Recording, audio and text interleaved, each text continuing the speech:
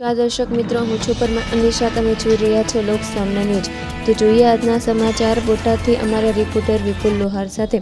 બોટાદ જિલ્લાના રાણપુર તાલુકાના નાની વાવડી ગામની પ્રાથમિક શાળામાં તાલુકા કાનૂની સેવા સમિતિ, ગ્રામ પંચાયત અને શાળાના સંયુક્ત ઉપક્રમે સ્વચ્છતા ભારત અભિયાન, બાલવાટિકા તેમજ ધોરણ 1 અને 2ના વિદ્યાર્થીઓ માટે સંગીત ખુરશી સ્પર્ધા અને મોટા વિદ્યાર્થીઓ માટે વક્તૃત્વ સ્પર્ધાનું આયોજન કરવામાં આવ્યું.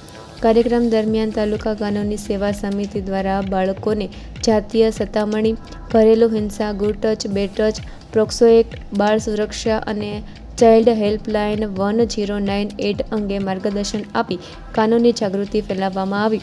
સ્પર્ધામાં વિજેતા વિદ્યાર્થીઓને ઇનામો એનાયત કરવામાં આવ્યા. ઉપરાંત જિલ્લા કક્ષાએ ઓવરઓલ કેટેગરીમાં દ્વિતીય સ્થાન પ્રાપ્ત કરનાર નાની વાવડી પ્રાથમિક શાળા તથા સતત 5મા વર્ષ 100% પરિણામ મેળવનાર સરકારી પ્રાથમિક શાળાના શિક્ષકો અને સ્ટાફને પ્રમાણપત્રો અને પુરસ્કારો આપી સન્માનિત કરવામાં આવ્યા.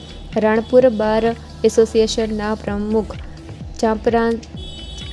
ચાપરાજસિંહ ડોડિયાએ ભાગ લેનાર અન્ય વિદ્યાર્થીઓને પણ પ્રોત્સાહન પુરસ્કારો આપ્યા. આ કાર્યક્રમમાં રાણપુર તાલુકા પ્રાથમિક શિક્ષણ અધિકારી જીતેન્દ્રસિંહ લીંબોલા, તાલુકા કેળવણી નિરીક્ષક કરણસિંહ લીંબોલા, તાલુકા કાનૂની સેવા સમિતિના દક્ષાબેન કેસરિયા, રાણપુર બાર એસોસિએશનના પ્રમુખ ચાપરાજસિંહ ડોડિયા, ધીરુભા પાવરા, કનુભા વાળા સહિત અનેક મહાનુભાવો ઉપસ્થિત રહ્યા હતા. તો ફરી મળીશું એક નવા સમાચાર સાથે. ત્યાં સુધી જોતા રહો લોક સામના ન્યૂઝ. ને ગૌરવ લઈ શકાય એવી બાબત એટલે આપણી માધ્યમિક શાળા કે જે સતત 5 વર્ષથી 100% પરિણામ લાવે છે. જોરદાર તાળીઓથી આપણે એમને વધાવીએ. અને માધ્યમિક શાળા વતી ઉપસ્થિત એવા 5 મિનિટ સાથે નીચે. ઓકે, આજે નાની વાવડી સ્કૂલ તરફથી મને અહીંયા આવવાનો મોકો મળ્યો એ બદલ સ્કૂલના પ્રિન્સિપલ તથા આપણા ટીડીઓ સાહેબ અને ગ્રામના આગેવાનો, સ્કૂલ ટીચરો અને ખાસ જે બાર એસોસિએશનના પ્રમુખ ચાપરાજસિંહ ડોડિયા, એમનો ખાસ હું આભાર માનું છું કે અમને આ સ્કૂલમાં આવવાનો અને 5 મિનિટ અમારું સાંભળવા માટે અમને અહીંયા બોલાવ્યા છે.